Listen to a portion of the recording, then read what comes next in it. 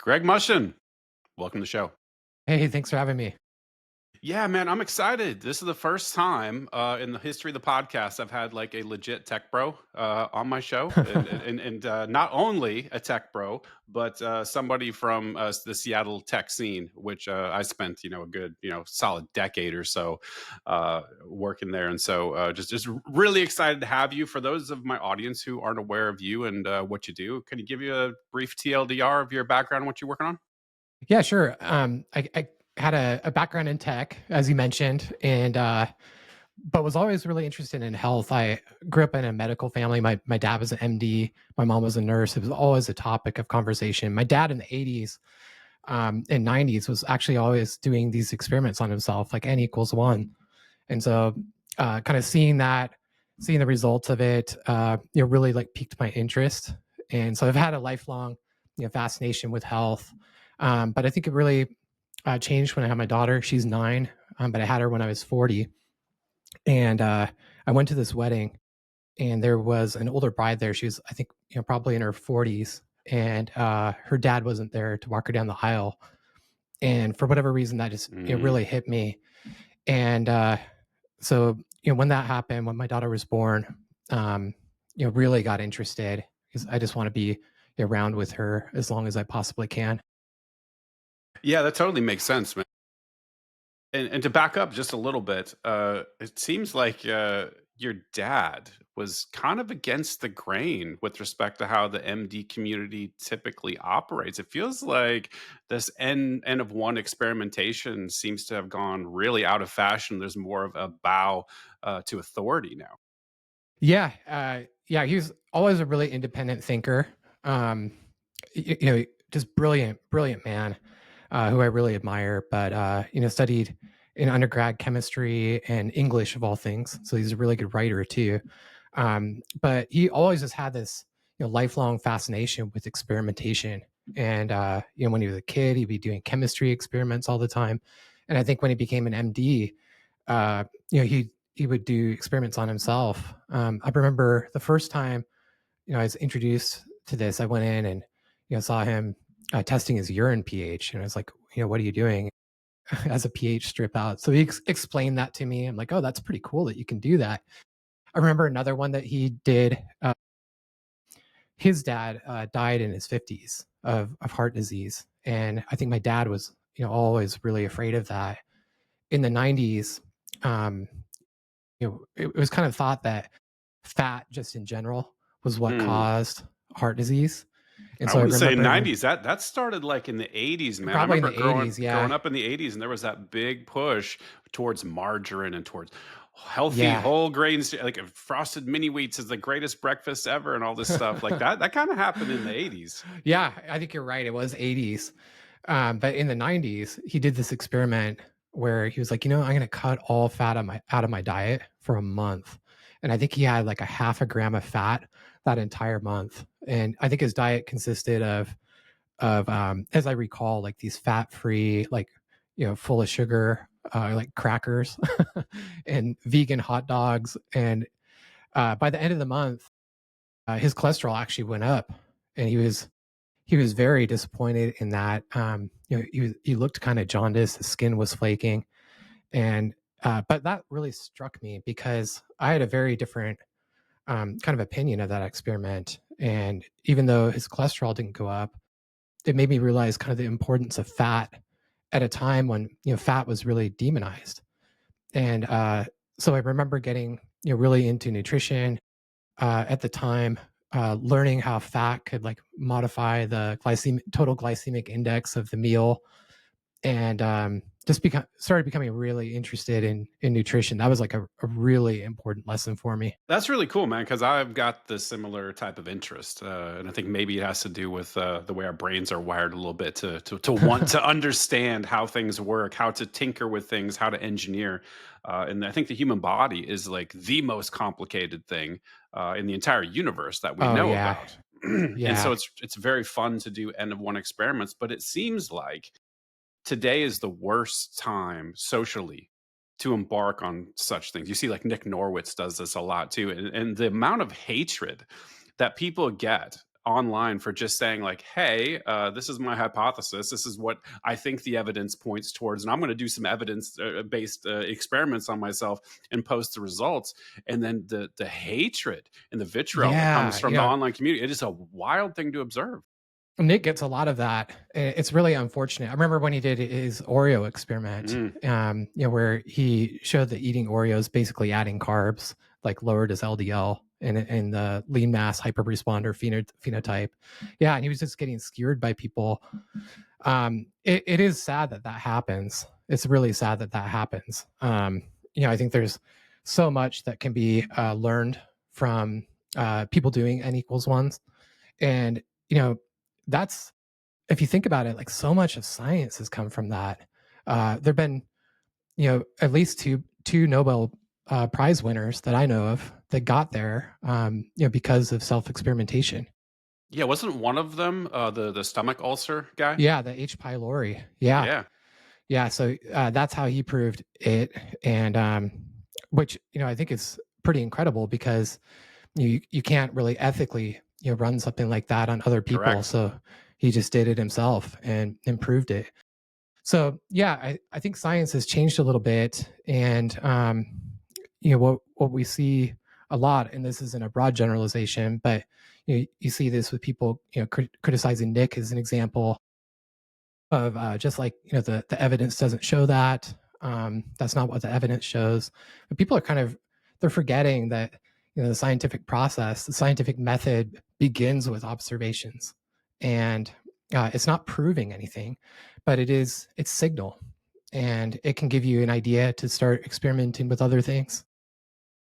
Yeah, yeah, and I think this goes to like, and I've been so dismayed at this being an engineer, man, and being somebody who's a person who's has always had a deep and abiding love for science. Is watching the general abilities scientifically of the standard people that you're around degrade so heavily, right? Like Yeah. we see this thing where it seems like society wants to believe in the institutions that they are absolutely beyond reproach, and anything that they say is just the god's honest truth, and there's no industry money that's behind various things, and that you Hmm. and I think this lack of sophistication, I complain about this a lot. The average person, an information consumer, will see study finds X, right, and that's the title. They don't, I mean, half the time the study's not even linked up in the article or the Right. abstract, and they don't read the article half the time. It's just this says this, right, and completely in an uncritical fashion, they'll just accept it like, well, this must be true. And if you know anything about studies, particularly around health and nutrition, it's like it's really complicated. It's very hard to get actual data. These aren't metabolic wards where they're sequestering people and they're keeping track of what. I mean, even if they do, you can only do that over a short period of time. All this stuff is epidemiological data. This is stuff where they're trying Hmm. to find associations in these data sets, right? And I think we all know spurious correlations exist, and also p hacking exists. Like they Yeah, p manipulate hacking data. exists. All of It, that. but if you say this to people online, it's almost like you get this sort of tinfoil hat moniker attached to you. You're an Alex Jones crazy conspiracy theorist person. Why can't you trust the authorities? The authorities. And I'm like, God, this is not the way science works. We don't have authorities in science. And matter of fact, the most uh, groundbreaking breakthroughs are disproving well believed hypothesis, or even quote unquote laws in some sense, right? Like Yeah. that's the way science is supposed to work. We're supposed to be skeptical of our conclusions, and we should be constantly assessing them as new data comes in. And I don't think the average American or information consumer worldwide has enough scientific background to even understand that basic principle. And it's so annoying. Yeah, it is sad. I wish there were, kind of higher level skill set across the board. I think another thing that people forget is, that replication is the hallmark of science. And, one paper may say this, but what is the evidence? What does the literature say on the totality? And, what do epidemiological studies say? What do the RCTs say? And in which direction is the evidence pointing? So I think that's also missing a little bit too, unfortunately. Yeah, I think it is. And I think the sort of like I mentioned before, like a desire to believe that doctors are gods is really endemic in our population. I've watched, I think Paul Saladino, he was on The View, right? And they were mocking him for being a psychiatrist, right? Like, what do you possibly? And he rightly called out, like, look, in medical school, these people get no nutritional training. Essentially, they almost have none, just a few hours, if any. I think there's over like 40% got none in their Yeah, entire. yeah. I think it was like 24 hours of training or something like that. But if you make a claim about nutrition, they say, "What are you, a doctor?" No, you're not a doctor. So shut up and sit down. And it's like, that's so silly. Like, we have access to information now in a way that we've never had in our entire history. And if you have any sort of intelligence or ability to read abstracts or even read the studies, right, and have just a basic understanding of how to read through these things, understand the difference between an RCT, an epidemiological study, cohort size, confounding variables, if you can look at the industry money that might be associated with funding, like, it doesn't take a lot to sort of sift through that. And regular people like you and me can do this today. We have the information at our fingertips. Yeah, and I don't think that, I mean, credentials certainly are important if you're treating people, but if you're having an online discussion, I think the evidence should prevail, and that's really independent of credentials. And if we think back to how much of our science was done by people who were just curious, they didn't have any credentials. Uh, like that's most of science in like the 1800s. Just brilliant people who were curious. Galileo grinding glass in a dark lab so that he could make a telescope and make new observations. Oh gosh, what was the guy's name who discovered electromagnetism? It's escaping me now, but he's another one. No credentials whatsoever, and he begged the scientists to be his lab assistant and ended up discovering electromagnetism. It was actually by mistake. People just kind of forget that that's the heart of science right there, is having curiosity, being able to design an experiment, finding things that you didn't expect to find. Um, and then also, publishing your results. Anybody can do science. It takes discipline. It takes curiosity. It does take some understanding of how things work, how to set up an experiment. But unfortunately, it's kind of moved more toward gatekeeping. Mm. Yeah, I think that really emerged with the advent of peer review. I think the peer reviewed journals ended up becoming the gatekeepers for science, and if you could capture those journals, you could exclude ideas that were not in alignment with whatever the interests of the intelligentsia at the time believe. And I think Eric Weinstein, I'm not sure if you pay Yeah, attention to physics, yeah, but he Eric is is a great. he's a vicious critic of the string theorists and the folks that have kept alternate competing theories out of the public discourse. And I think peer review has got its place for sure, but I think it might have done a little bit more harm than good in sum total. What do you think? Yeah, I mean, peer review is great, especially some of the top journals. Like you read something that's peer reviewed in Nature. That like there's some amazing journals that do such a great job, and I do think it's necessary. We saw this a few years back where there were lots of preprints, um, during the pandemic. And if you look back, how many of those were retracted? Mm. I think it was like over 600 papers. So I understand why they were doing it at the time. We were trying to move fast, but I do think that demonstrates the importance of having some peer review. I think that on the contrary, um, you know, not everything needs to be peer reviewed. Um, I don't think that observations or different things that you're noticing, those don't need to be peer reviewed. Those can spark new lines of discovery, or introduce new thought processes. So it definitely has its place, but I think the one problem in today's society that if something isn't peer reviewed, it can be discarded pretty quickly as not credible, when what we should be doing is, it wasn't peer reviewed, what are some potential issues with it, and what can we salvage from that, what can we learn, what signal can we extract. Yeah, a lot of it's around the question you're asking, right? And this is where I Hmm. think nutrition science gets very wrapped around the axle. It's because you can experiment on yourself in an N versus one fashion. You can get short term data, but the question always seems to be longitudinally, like what is the outcome that we're aiming for here? And we're me being like carnivore adjacent. I'm very meat heavy. Lost a ton of weight. All my metabolic markers improved. My blood work improved across every dimension. My body weight, That's insulin, incredible. like Yeah. everything just improved. But if you do that to yourself, then the question always arises, like, well, what's the long term impact? Like, what are you actually going to be doing to yourself? And so I think it's about the question you ask more than anything. And I think a lot of the skeptics, a lot of people that are tied to the old ways or maybe the entrenched ways of thinking with respect to nutrition, and maybe it's not even, it feels like it's a moneyed interest issue. I think there's a lot of powerful forces that are against meat for various reasons. There's climate folks that are very Hmm. much against it. There seems to be a lot of negative pushback around it, and they want to do that gotcha games, like, oh yeah, well, you improve this short term, but guess what, long term you're going to die, like this thing is going to kill you, this is Right. terrible, you're going to get Yeah. cancer, you're going to get a heart disease. And I'm sitting here saying, like, hold on a second, like everything we know about human health as far as reversing metabolic syndrome, making sure you're not type 2 diabetic, your A1C's in the right range, your lipid panel looks good, like all of these things that show like these are indicators of an improvement in human health. Most people would look at that and say, well, duh, like we're moving in the right direction. For some reason, there's that group that's like, oh yeah, you just wait though. You just You wait, wait. Yep. just wait. It's going to blow up in Even your though you have face. great biomarkers. Yeah, it's a weird Yeah. time to be alive, man.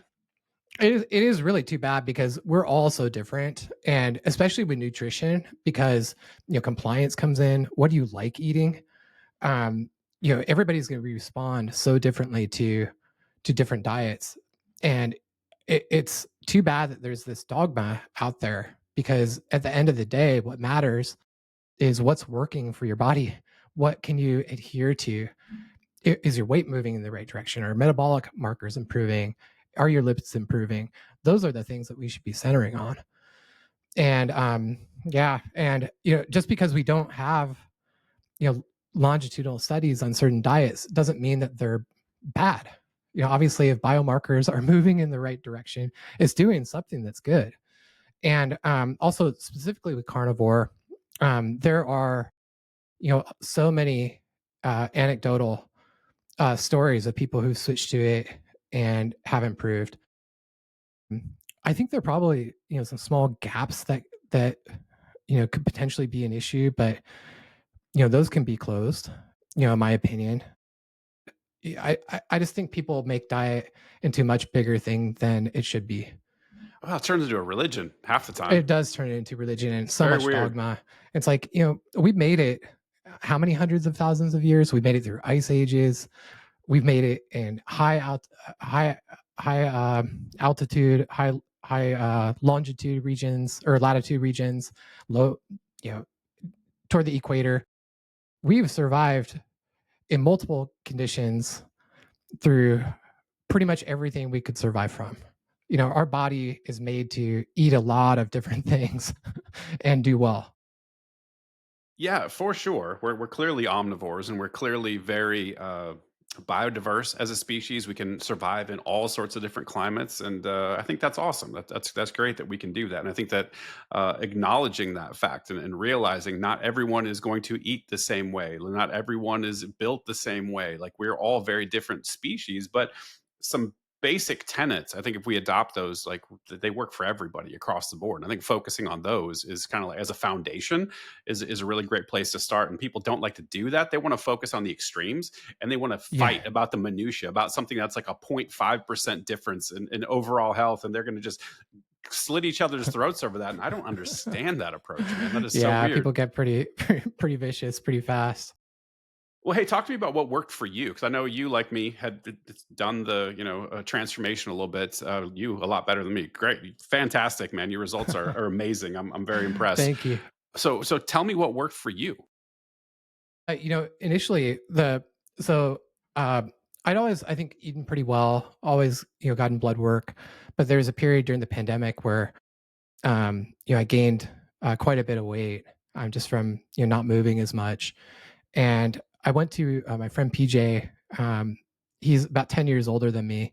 So I think at the time he was turning 58, and the guy is just absolutely ripped. He's in such incredible shape. He's always been an inspiration of mine. And so when I was there, our friend John came running up to us and he was like, "Hey, you want to get ripped?"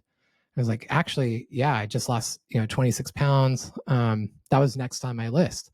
And so the three of us decided to join this body transformation competition. And my friend John and both John and PJ coach people. So I just asked, just tell me what to do. And so they encouraged me to start tracking my calories.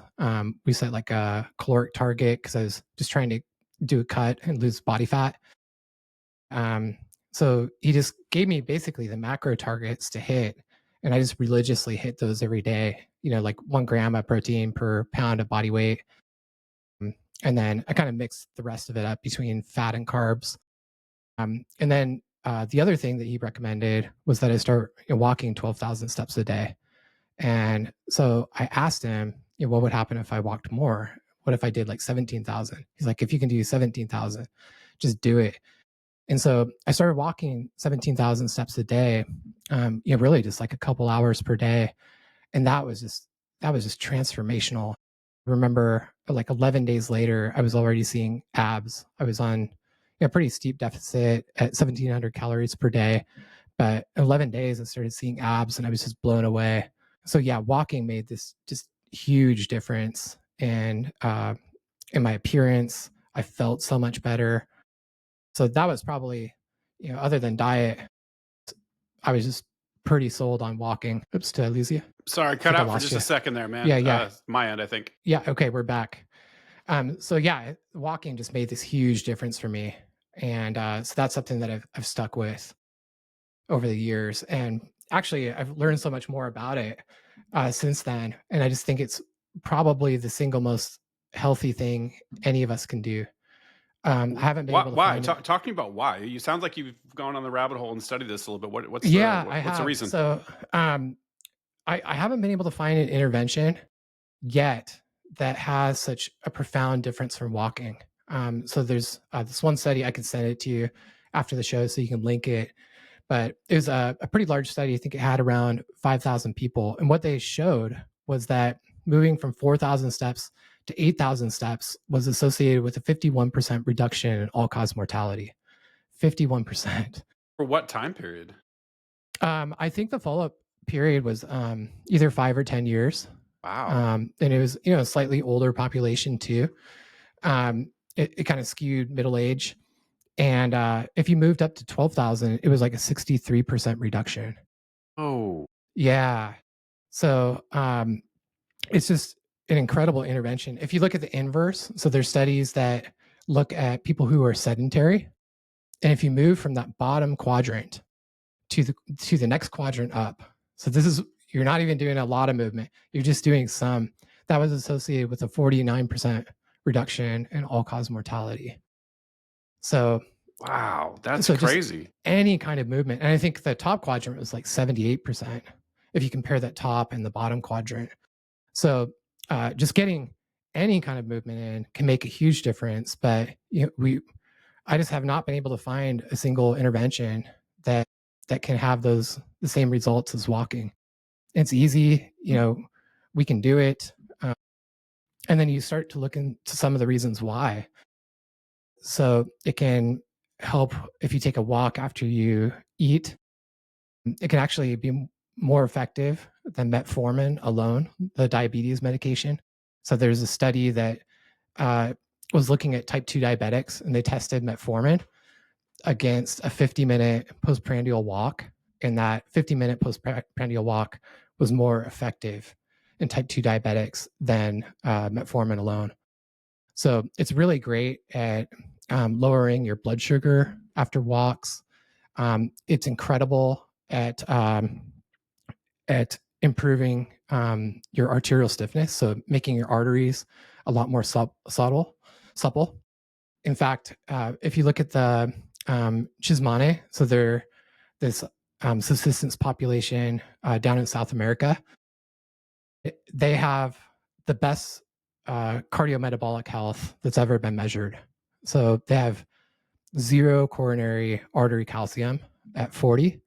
And once they reach 50, it's like 8. So there's never been a population that's been studied that's had better lipids than them, better cardiometabolic health. They have almost no chronic disease. But what's really interesting is their arterial stiffness. So they walk 17,000 steps a day in this, hilly jungle region. Um, and they're doing other stuff too. They're hunting. They're working on their subsistence farms, but they have the same arterial stiffness as ultra marathoners. Wow. Yeah. So it's incredible for that. And it's just these, constant pulses of nitric oxide, which does it. Is that what it And is? yeah, it's like these constant pulses of nitric oxide. And another thing that it's going to do is it'll be constant pulses of what's called PGC1 alpha, which I'm sure you're familiar with. But that's going to regulate mitochondrial biogenesis, so create more mitochondria. So you can get the same things from HIIT, from high intensity interval training, from running, pretty much any movement. But you're gonna the difference between that and walking, you still get it from walking. You're just getting constant pulses, and so it's just really incredible. And then the last thing that it's going to do is lipid clearance.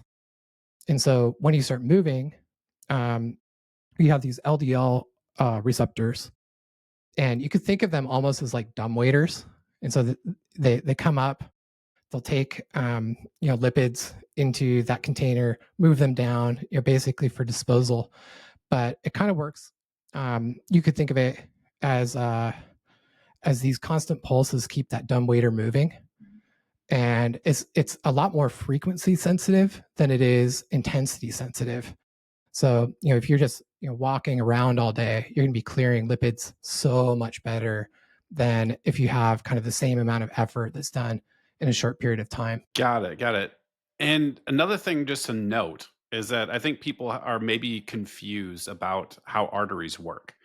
I hear for a lot of times people not really understanding that they're not just tubes. These are not just like tubes that are running through your body. Where blood is just flowing through. They're far more complicated, and arteries in particular have got smooth muscle associated with Yeah, them, and so yeah, they have the exactly. ability to dilate and contract. Based on Hmm. heat or how hard your heart's pumping. And I think that's an important thing to know. And this is why sauna, I think, works really well for the same purpose of maintaining arterial pliability. Is the fact that when you go in a sauna and you get very hot and your heart starts pumping, it just expands those vessels. And if you don't do that, if you're sedentary, you're not getting motion, those things will harden up. They will get stiff. They need to be pliable. They need to move. Yeah, exactly. And we used to think that it was irreversible, that it's just something that happened with age, and you couldn't do anything about it. And it's kind of been a long arc, but really, it wasn't until about 2020 that we discovered what's called the supernova phenotype. So supernova, it's like super normal. So they found like about 10% of the population in the Framingham heart studies, this really long running studies, had these, super normal phenotype. And since then, what we've learned is that all comes back to just like chronic movement. And in this one paper that I mentioned with the Chimane, that's where they really found out that this is like just constant low level movement is what'll do it. Or you can be an ultra marathoner too, I guess, and get Yeah, the well, same result. that's interesting because I've always been a long distance runner. Matter of fact, my last marathon was a 2019 Seattle Marathon before I had a Nice. really bad knee Ah, injury that's been kind of keeping me back. It's been tough to deal with. But I've been hearing recently that the long distance runners, the ultra marathons, is actually not great for your heart long term. Do you know anything about that? yeah. Well, you'll have like two different kinds of adaptations. So you'll have the peripheral adaptations, and so this is more kind of like the mitochondrial biogenesis that we talked about. But you also have central adaptations too. So this is going to be like physical changes to your heart, in particular, like the LV or left ventricular. And so some some of these can be great. I mean, it's going to improve your blood flow, improve stroke volume. If you're trying to go for speed or performance, you're going to need central adaptations too. But what can happen in more extreme cases, and you see this with bodybuilders too, because they'll have lift LV remodeling. Um, if it gets too big, that it starts to stiffen up a little bit, and then that can increase risk for like AFib and things like that. So little, I think, just like anything in health, little is good, but if you push that too far, either through bodybuilding or through a lot of long distance running, it can kind of work against you. Yeah, yeah, for sure. It's something I've been a little bit concerned with because I did, especially my early years, just ran a ton of miles. And you're certainly a little bit concerned about that. But on the flip side, I think there's a lot of ancillary benefits to that too. So, Absolutely. Yeah, and it's not all bad. I'll give you an example. My dad was a runner, and he had to have a stent put in. And when they did that, they found out that one of his valves was completely calcified. It wow. was like hard as a rock. But because he'd been like a lifelong runner, there's enough peripheral circulation to basically bypass that. So yeah, there can be some risks in extreme cases, but overall it's going to be a lot better in long distance running cohorts. You see a lot better outcomes. I mean, like 30 to 40%. They've got much better. Actually, I think it's like 10x better than the general population for like cardiovascular disease, and it's like 30 to 40% lower rates of cancer. Yeah, I think I wouldn't be scared of it. You just have to be, you know, probably not running ultra marathons every other weekend, and you'd be fine. Yeah, yeah, yeah, for sure. Like I'm not super concerned about it, but it is something that's been kind of on my radar. I've been seeing a little bit of stuff come out about it, but what didn't really know what to make of it. But I want to pivot a little bit because you said the magic word for me. Something that's been fascinating to me recently is mitochondria. Why don't you talk to me about mitochondria? What do you know?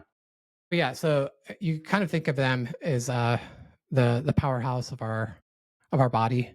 One of the primary functions of mitochondria is to basically just take the energy substrate that we get and convert that into ATP, which is really kind of the fuel system for our bodies. So that's one of the primary functions. It's not the only one, but it's one that people talk about a lot. Um, but it's so you need to have good mitochondrial function to output clean energy and sufficient energy for your body. If all of our mitochondria stopped working, we would basically instantly die. But it's not just the individual health of each mitochondria; it's also the number that you have, the amount of mitochondria that you have. And so you see this a lot, or this can be one thing that happens: is people, they're sedentary, they're not generating enough mitochondria, new mitochondria, and what can happen is they get backed up. There're not enough mitochondria to process all the substrate. When that happens, then can basically default to glycolysis, or converting, uh, you know, basically sugar into ATP. The reason why that happens is the the mitochondria get backed up for either processing proteins, amino acids, or for fats. So the disadvantage of this is, or really the reason why it happens is the output of glycolysis is lactate, and so lactate can just be dumped in the serum, and there's really no limit to how much lactate uh, can be dumped into the serum. But you can kind of get into this bad spot if you don't have enough, because you kind of default to glycogen. Usually there's some insulin resistance going on at the same time, and that can actually be detrimental to clearing this lactate. So yeah, it's the health of mitochondria, incredibly important, but also just having enough of them. How would one go about optimizing their mitochondria? Well, there could be a lot of different ways, but I think probably the most brain dead way is to move enough. If you move enough, you're going to be generating more mitochondria. That's going to be exceptional for your mitochondrial health. Circadian rhythms, another thing that's really important Mm. for mitochondrial health. Avoiding toxins or things that are kind of toxic to the mitochondria, either through like environmental pollutants. There can be a lot of things there, but like generally speaking, just moving enough, getting enough exercise, making sure that you're going to bed and waking up at the same time every day, getting enough sunlight, uh, you know, eating a pretty decent diet will get you probably 80-90% of the way there. Yeah, man, talk to you about sunlight. I think we talked about this a little bit offline, and I've been really intrigued by Dr. Jack Cruz. Like he's quite a character, and he's a He very is. he's an ornery cuss, and I love that about him. One of my favorite episodes of a podcast was him and Andrew Huberman on Rick Rubin's podcast. Wow, that must have been good. If you, by the way, I'd say this to everybody. If you haven't watched this, it's a two-part podcast. It ends up being like 7 hours long or something. It's Wow. massive podcast, and I have never seen Andrew Huberman more humbled in my Mm, life. Where he was just groveling at his feet, saying, "Teach me." I don't like. At that point, I was like, "Holy cow!" Like this guy is completely on another level. He might be completely unhinged in other areas, but when it comes to mitochondrial function, particularly around the functions of light in the human body, I think he's definitely on the bleeding edge. And I think to Andrew Huberman's credit, he's moved the needle and sort of expanded that out into the the general consciousness. He's talking now about the circadian rhythms. He's talking about the importance of your light diet and making sure you're getting sunlight in your eyeballs very first thing when you wake up, making sure you're avoiding blue light at home after the hours of like 8 p.m., right? And making sure you're very, very strict. I think he's learned that from Jack, and it's a good thing. So I want to know what you know about light. yeah, and I'll preface this with I'm not like a huge expert in this area, but um, I do think that our bodies are kind of like circadian chemical factories, and the shifts need to start on time, they need to end on time, and you need to stock the right substrates so that it has what it needs to perform the right chemical reactions. And there's it's really kind of difficult to be at your peak health without having good circadian rhythm. You look at the studies of like night shift workers, and it's incredible. It's like they have like 30-40% increases in like insulin resistance. They have trouble like losing weight, they gain all kinds of weight. If that gets messed up in any way, it can just kind of wreak havoc on your body. It can impact everything like hormones. Um, so your body is going to know which chemical reactions to start and stop. Really kind of based on this. So testosterone is a great example. It's going to be kind of peak between 7 and 9 a.m. And if your body doesn't know that's the time to make it because it's not getting the right signals, it's going to be off. And so I just think there's really no way around, um, having a good circadian rhythm, having that kind of dialed. And then also, spectrum of light can matter a lot.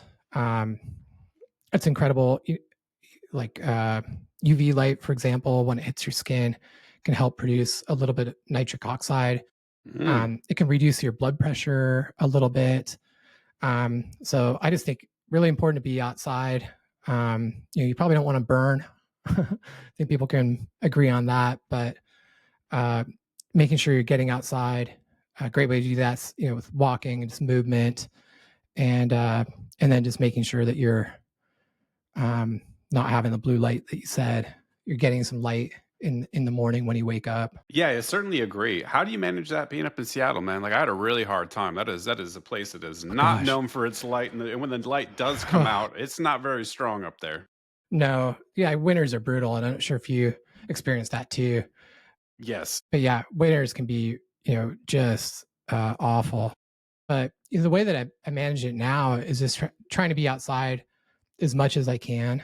I kind of walk anywhere from 12 to 17,000 steps every day. I do probably 90% plus of that outside. So I just try to mitigate it that way. For a number of years, I thought I had a seasonal affective disorder. Mm.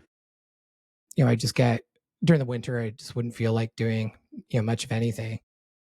But in the past few years, one thing that I noticed was that my testosterone would be really low in the winter, and that can be normal to have some fluctuation between summer and winter, but mine was like in the low 300s. Wow. Yeah. So I just decided to go on like testosterone replacement therapy (TRT) because I'd spent like a couple years fixing it, and that really helped. Last winter, that like got me through. I didn't have any symptoms of seasonal affective disorder, so I actually think that that was probably light related more than anything. And like our Leydig cells that produce testosterone can be influenced by light. So yeah, in a low light environment, if you're not getting enough, it can be really difficult. And I think, the only way that I've found around that is to just try to increase exposure as much as possible. Yeah, and not many great options up there. I don't know. Do you use any a lot of people are using red light therapy now, or using anything that's like a device type of thing? Is it strictly just get outside more? Most of it's just get outside more, and I think that's helped the most. I do love red light therapy. Um, that can be pretty incredible. I started that probably like in 2019, um, and I love red light therapy. It's that's another thing that can help mitochondria Uh, is red light. Tell me more, because I've never done it myself. I've watched a lot of things online about it, but it's like I live in Nashville now, and like Yeah, I get plenty of sun. I don't really have this issue, so I never felt a need to do it. But I do know that there's some science to it. There's like what's the nanometers of the light, and like well, there's all these variables that go into it. And I want to know if you've yeah, learned something through that. yeah. I have. Yeah, there's a ton of literature on this. It's been going on for decades, but it's what changed was it used to be the only way that you could get enough power to under the skin to basically the cells and the mitochondria was with lasers. And so there are like decades of studies. It was called LLT, low level laser therapy. But with the advent of really high power LEDs, that's where it kind of really brought things into the mainstream. But yeah, it's like mostly like mitochondrial based. I've got a couple threads that I can send you where I explain kind of the details of how it works. But the cells are sensitive to light in certain nanometer ranges. It's between 550 to 600 for the red light, and then there's also the near infrared band, which I think is I'll probably mess this up, but it's between 700 I think and 1,000, and both those do different things. The main difference is that the near infrared is going to penetrate deeper, and so the red light has pretty minimal penetration. I think it's maybe like a centimeter, but near infrared will, because the wavelength is longer, will penetrate like a lot deeper. But it can be used for all sorts of things. What really sparked my interest in it is I saw this random n=1 experiment, and it was this MD PhD. He'd been living in China, and he got all of these wrinkles on his face, and he did I think 12 weeks of red light therapy, and he showed the before and after. All of his wrinkles were gone, and he used this topical green tea. So he basically soaked his face in green tea. Green tea is going to have EGCG in it, which is pretty powerful antioxidant. And so what happened was the red light therapy would basically stimulate collagen synthesis in his skin. And then there is some reactive oxygen species, ROS, Hmm. that's released with red light therapy. But the EGCG, being a very powerful antioxidant, would somewhat buffer that.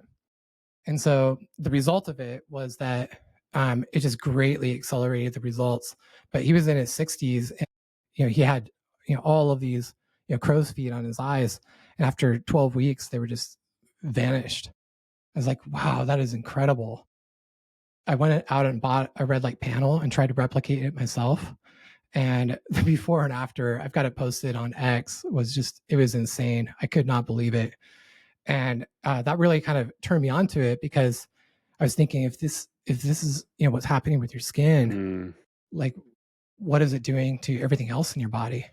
Yeah, people And don't realize it. We've got a fascia that's just below the surface of our skin that yeah, is all collagen. It's just a network of collagen holding everything together, and that probably is going to get penetrated by that. yeah, absolutely. But it can do, other things too. It can be, used for like pain, muscle soreness. I know like a lot of alternative medicine providers have done like low level light laser therapy for just years, and like helping to resolve pain. So it can do quite a bit. Yeah, it's legit. There are, probably there are thousands of studies on it. I'm gonna shift gears, man. I want to talk about fiber since I'm in the carnivore adjacent community. I want to throw a Yeah. grenade in the tent here. Let's have you talk to me about fiber for a bit.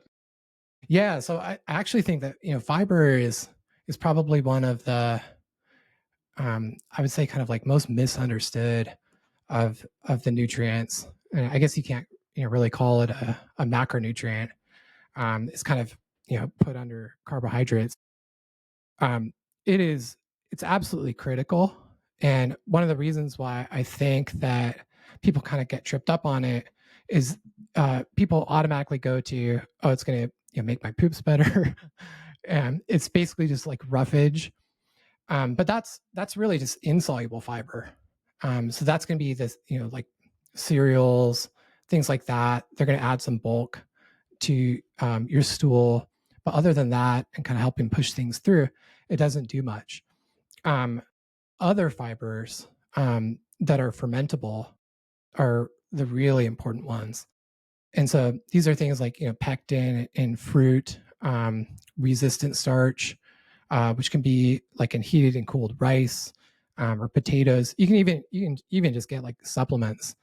Um, but really, the important thing there is not, just getting more fiber. It's getting the right types and getting it fermented, because what happens when it ferments is it ferments down into short chain fatty acids. So things like acetate, propionate, and butyrate are the big three. And so these are used in your microbiome for signaling. And so one of the things that it does is there's this thing called HDAC. It can inhibit HDAC. And what happens when HDAC is inhibited is the tight junctions in your gut become tighter. Another thing that it does, GLP-1s are very Hmm. popular, exogenous GLP-1s. So it will signal what's called FFAR2 and 3. And once those are signaled, that will increase the amount of exogenous endogenous GLP-1 and PYY, which improve hunger. So, the more I look into this, and this is just pure speculation on my part, but as kind of like an engineer, what I believe, it's kind of there to do is it's I think it's a season switch, and so it's basically prepping your body for this change in season and what you might come up against in that season. So if you think about the summer, all the summer and fall plants are growing. um, you can eat plants, not just animals. And I think, well, what that's doing is it's saying, okay, let's keep the gut junctions tight. Immunity doesn't have to be as high, because we're not going to run across like a dead carcass, as an example, that's been sitting there for a few days. Food's abundant, so we can downregulate. We can make the junctions tight.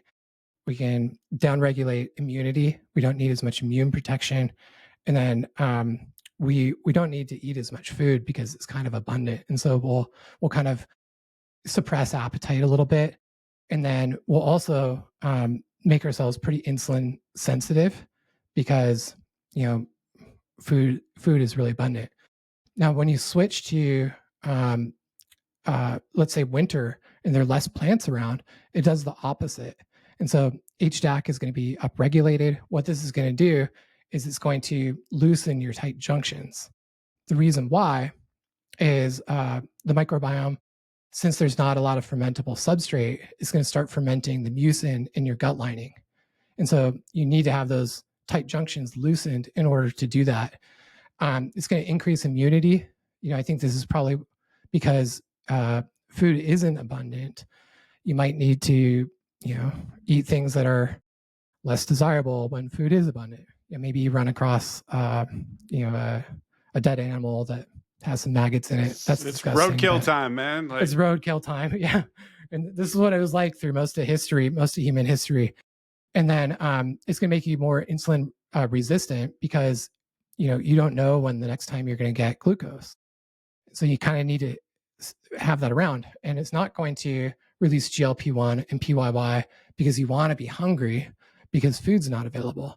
So, to me, it just looks like a sensor for food availability and environment availability. Just because these changes, they happen in days.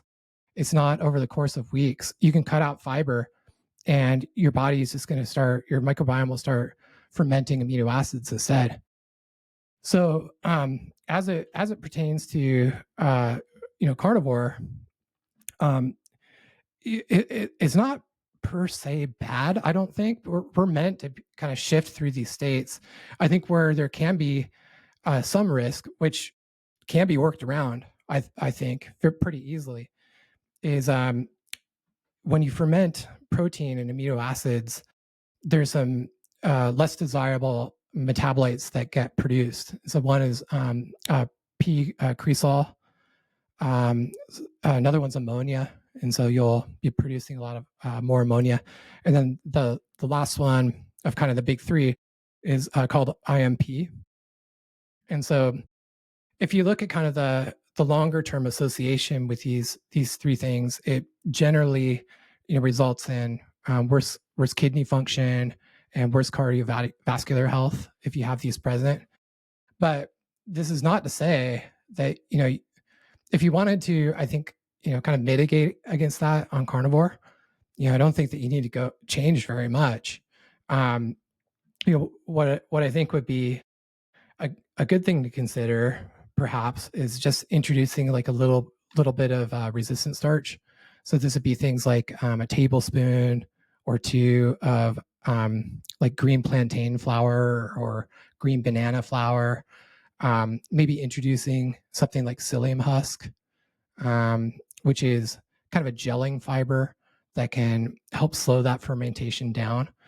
But you don't need too much. It's like probably 16 to 20 grams or something like that, and that should be sufficient to kind of like mitigate most of those effects.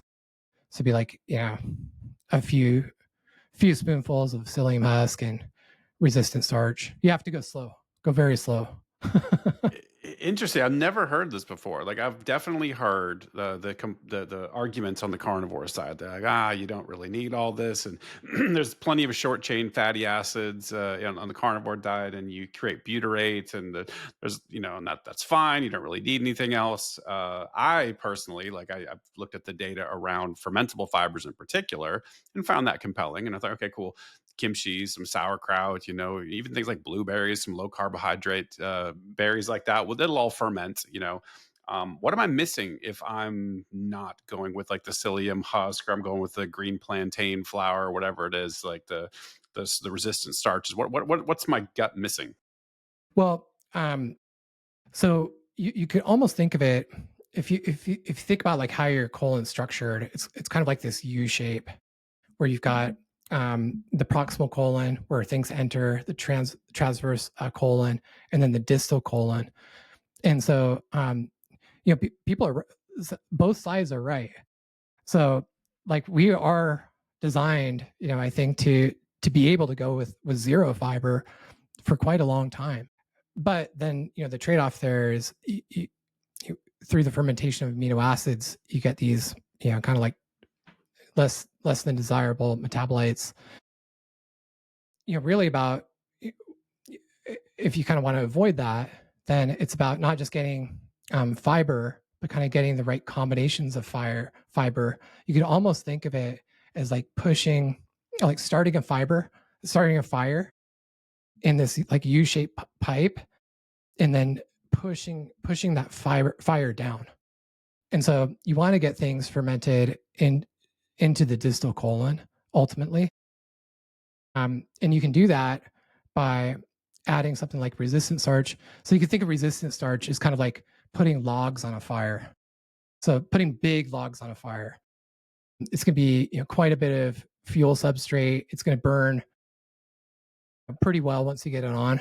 And this is like basically just bacteria metabolizing these things, right? When you say Yeah, fire, it's exactly. really what we're talking about. Yeah, they'll basically take this stuff, ferment it in your microbiome, and create these short chain fatty acids. And it gets pretty interesting because you have like cross feeder networks, and so you'll have certain taxa that will ferment down to acetate, and then others that will take that acetate and ferment it to butyrate. And each of these receptors that I talked about, they'll kind of have more of a preference for acetate, propionate, or butyrate. But yeah, I think ultimately the more fermentation you can get down into the distal colon is really kind of the goal there. And that's just taking some of the big logs, the RS2, combining it with a little bit of psyllium husk to slow down that fermentation. The fire can keep going longer to get to the that end of the pipe per se. What are your thoughts on probiotics and like the gut flora in general? Seems like a lot of talk about that. It's like, oh, this type Yeah, of the variation of species and the balance between, like the ratios. Like, do you have any thoughts on that? yeah, I do. I think we actually kind of tend to get wrapped up in it a little bit too much, in my opinion. Um, have you ever seen like a modular synthesizer? Yeah, yeah, With sure. so for those who haven't seen it, they're these synthesizers that make music, but it's basically taking cables from one oscillator, feeding it into another, and it just looks like this spaghetti mess. You're like, how could you ever figure that out? And in a lot of ways, our microbiome is kind of like that.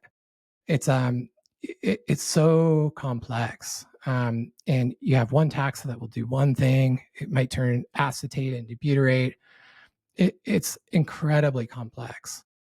But if you look at the subsistence populations, what you'll realize is that all of the microbiomes are different.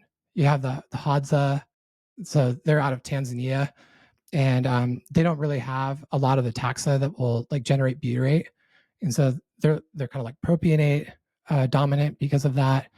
If you look at the Maasai, they get almost no fiber, but because they're around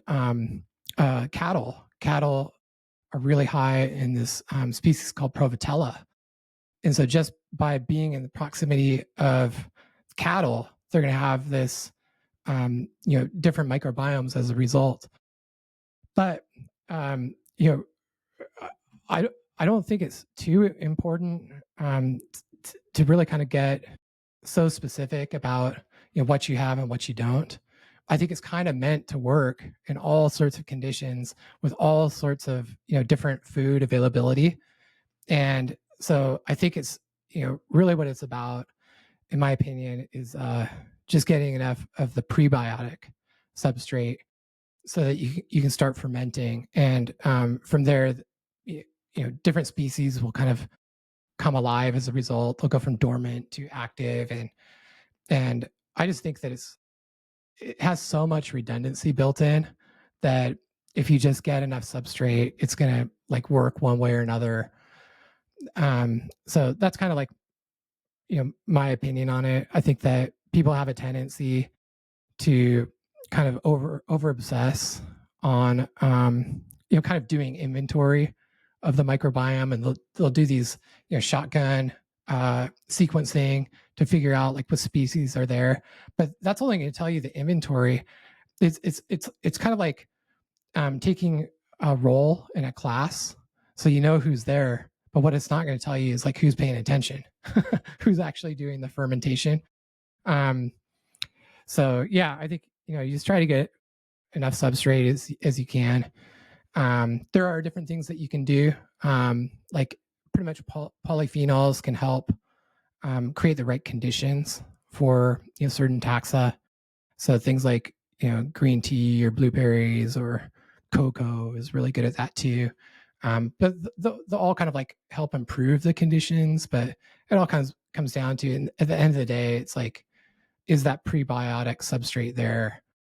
And if you add things like probiotics, they can help, but I haven't really seen much data of those like reseeding the microbiome, if they even make it in there in the first place, because so many of them are destroyed before they even get there. They can kind of help while they're in there, but I don't think it's really going to reseed. Yeah, this is something that I've kind of been back and forth about, but it really struck me as, or my belief is like, this is one of those things. This is the edge case. This is the tiny tweaking of a tiny, tiny dial. And people like to get wrapped around the axle, like I said, focusing on these minutia. And we don't really know exactly how this works. And I think there's this cottage industry that's emerged around this, selling people probiotics and prebiotics and test kits. They're going to tell you what your gut flora like. It seems like bullshit to me for the most part. I think that, but also when I go put the other hat on, I'm thinking like, are you familiar with the studies that have been done around fecal transplants? Yeah, they're pretty incredible. That's wild. So it's like Yeah, I do both things. I'm like, well, clearly, if you. By the way, for those in my audience who aren't aware, there's people that, for example, have chemotherapy and their microbiome is destroyed, and so they will actually yeah, take feces from a donor, typically a relative of some sort, and then implant it, and that will help regrow after chemo. And what they're finding is wild. Like you'll have like a perfectly healthy healthy human, and then like I think there's this mother who was totally skinny and the daughter was obese, and they did the fecal transplant, she became obese. There's a transference of personality. Oftentimes there's so much neurotransmitter stuff is baked into our microbiome, and it's so complicated. And so I always I'm kind of back and forth waffling. It's like, yeah, it kind of feels like bullshit to me, but I'm like, well, maybe there's something there. This is clearly potent. Whatever's going on in our gut is clearly potent, so I'm yeah, not entirely sure. yeah. Yeah, and I'm not sure either. I don't think that we haven't figured it all out, but it's pretty wild what can happen with those fecal transplants. That's for sure. Oh man, getting a little bit short on time, so I wanted to shift gears, give you some time to talk to me about the weightlifting component. I know you're big in walking. We have that as our baseline. What have you learned about weightlifting? Because I think we all know that it's critical. Like if you want to have decent bone density as we age, you want to have decent amount of muscle mass. That seems to be very very critical. So talk to me about what you've learned about weightlifting. Wow, yeah, I love weightlifting, and as you said, it's like critical for bone mineral density, especially as we age. Having enough strength so that when you start losing muscle, you're not getting into a place where it goes so low that you need assistance. And really, if you want to understand the importance of muscle in a very visceral way, just go visit a nursing home at Mm, lunchtime and wait till lunch is done and just observe the people who can get up by themselves, or the ones that need assistance. And then I don't think that if you asked anyone in the room if they wanted more muscle, I think that you would probably get a 100% response rate that yes, they would. So you're really fighting off sarcopenia. I think it even starts in the 30s. You lose like 1% of your muscle per year, so that can compound incredibly. So the way you fight that off is by resistance training, and it really depends on your goals and what you want to do. I think any resistance training is going to be better than none.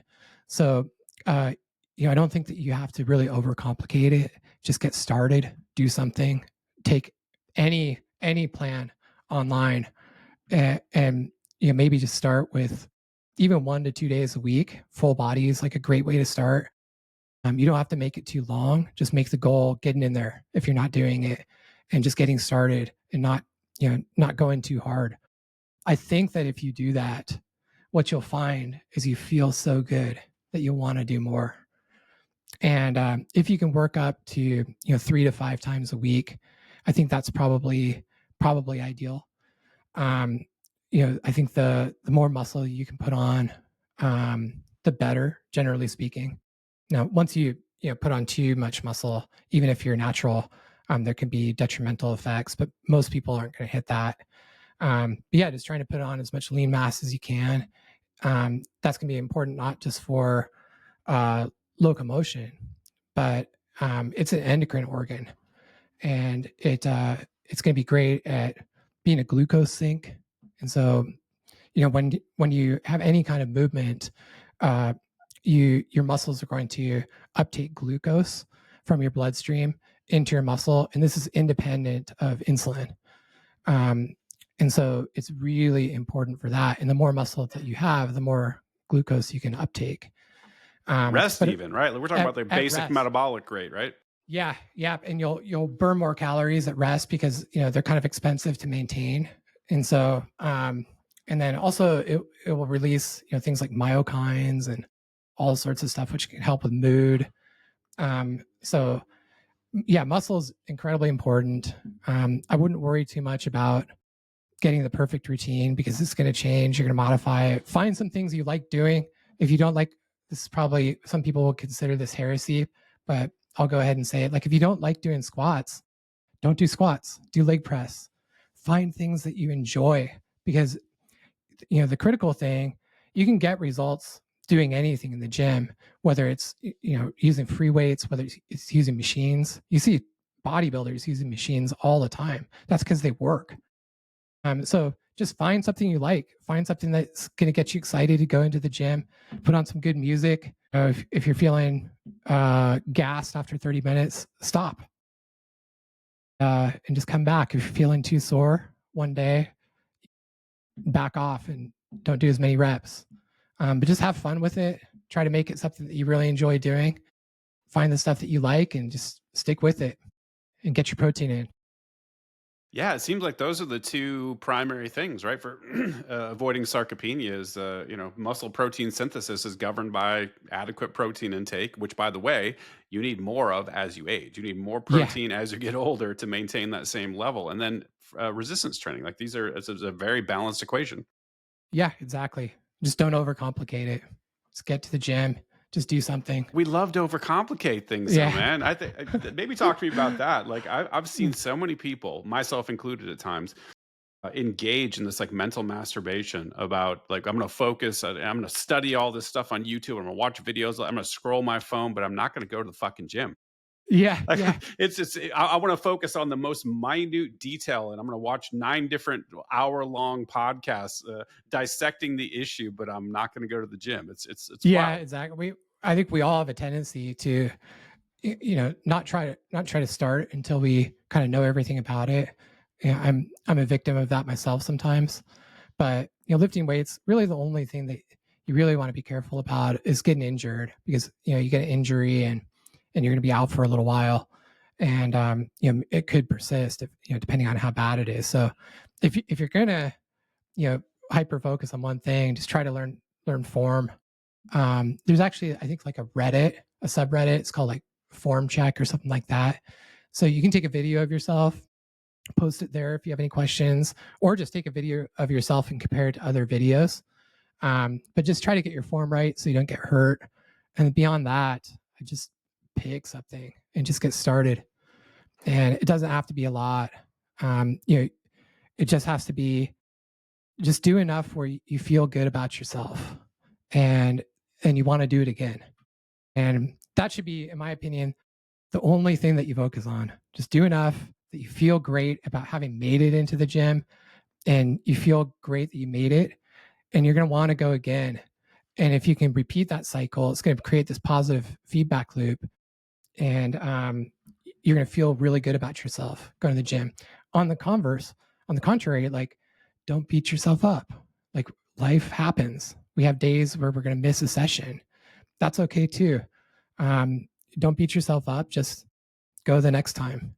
We can be our own worst enemy sometimes, because we get into this state where we just want to be perfect, and we have one mistake and we're like, well, I guess I did it again. I guess this wasn't cut out for me.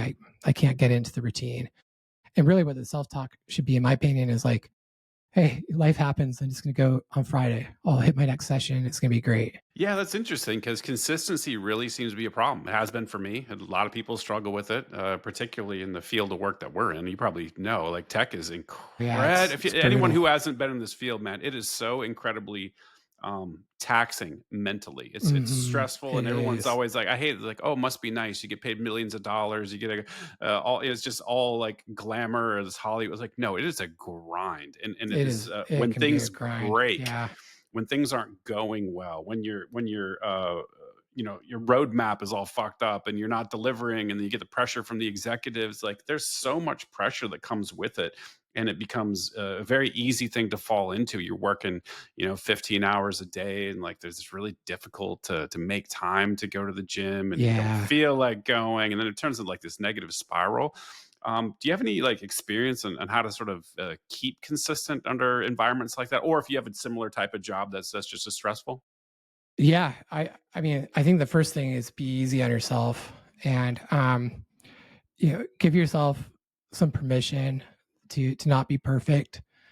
Just try to do the best that you can and try to be your own best coach, your own best advocate, and not get into those negative self talk loops. I think one thing that can help is trying to experiment on if you're feeling really tired because you've just had this crazy day, you're dealing with an outage, and maybe you can get up a little earlier and make that work. So you can experiment with the timing of your workouts. Another thing that you can do, this is one thing that I found, is there be days when I just do not feel like going to the gym. I mean, like I'd rather go have a root canal than go to the gym. And this trick that I've learned for myself is I just tell myself, I'm going to walk down to the gym and I'm going to do one set. Mm. And that's all I'm committing to. It's amazing because it has 100% success rate for me because once I go into the gym and I do a set, there's no way I'm just doing one set. I'm going to do more. And sometimes I'll cut my workout short because I am tired and just it's just not helping. But yeah, just committing to small amounts is so helpful.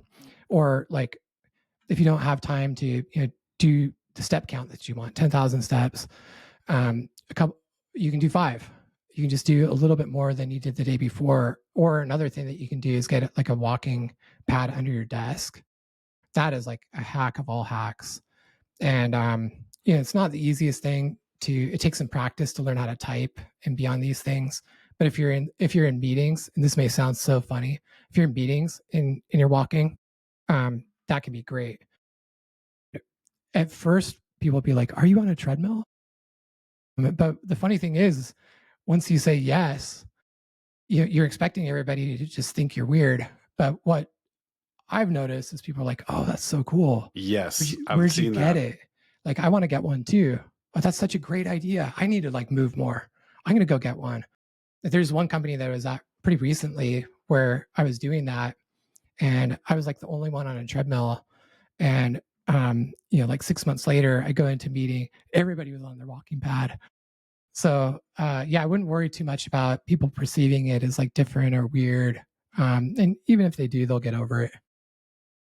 Yeah, well, I don't think there's any worries about that in the tech industry, like especially in Seattle. Right. There's Yeah. some weird cats in the industry. I think about That- 80% of us are on the spectrum somewhere, and you see some yeah, exactly. quite interesting individuals. So I don't think there's any worry about that. And I see all sorts of stuff like that. People like with the light panel, especially when in Seattle, they would have the Yeah, natural yeah. light The panels for light. seasonal effective. And man, in tech, you can kind of be whoever you want to be for the Yeah, most that's part. true. I guess not every job has that benefit. If you work at a bank or something that's like super corporate, maybe you Yeah, won't work so well. But boy, for the tech industry, I think, and it's pretty well accepted now. You can bring your. There actually is quite a few people that I know that are on meetings on Zoom. They're like, oh, I'm on my treadmill, I'm walking, and I'm like, hell yeah! And it's so the great. You response can seems to just be amazing. Yeah. hmm yeah, you can get so many steps in. I mean, like 10,000 steps if you've got 3 meetings is no problem.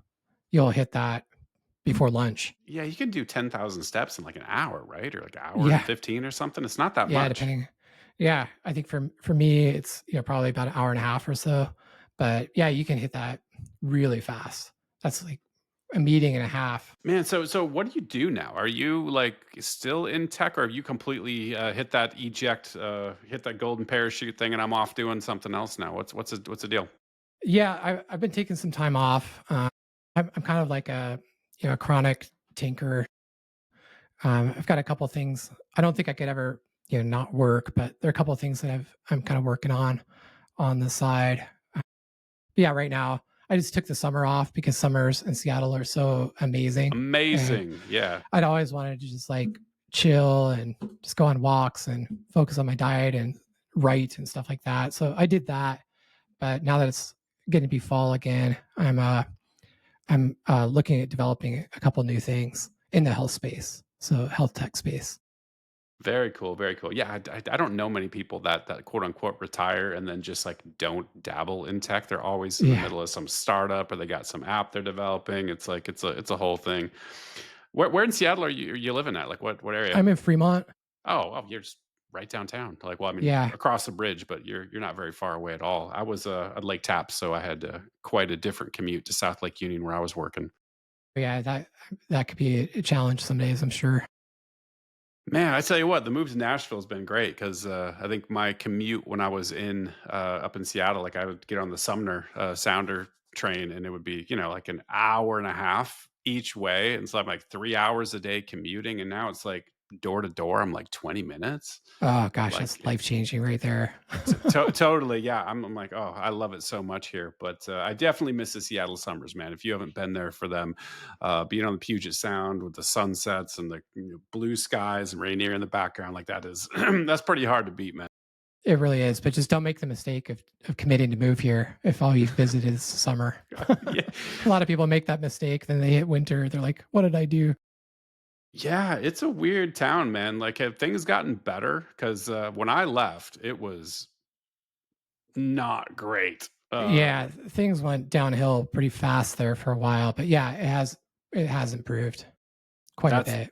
that's good because like Seattle holds a special place in my heart. I'm a lifelong Seahawks fan. Like I was born in Washington. Like got a bunch of family up there, and so definitely has a special place in my heart. When I saw what they allowed it to turn into, it was like, Yeah, it ooh, was pretty brutal for a while, so most of that stuff's been resolved.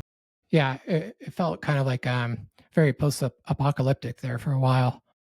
it Like, did. I've never wow, seen this feels like anything out of a like it. sci-fi movie. Yeah, yeah. The pandemic was weird because I think there was a couple of things at play. I think a big part of it was this sort of uh, disruption to the economy. You had these quote Mhm. unquote, "Oh, you're not essential. Like you don't have a job anymore." And there was a bunch of people I think were hanging on to that last rung, right? Like hanging on Yeah. to the last socioeconomic rung, and you saw them sort of spill out into the streets. You saw the Mhm. camping, you saw people with like they would have like a Winnebago. You I don't have to tell you, but it's just like entire city Yeah, it was blocks turned into these everywhere. open Yeah. air camping things and there was drug abuse that was really rampant.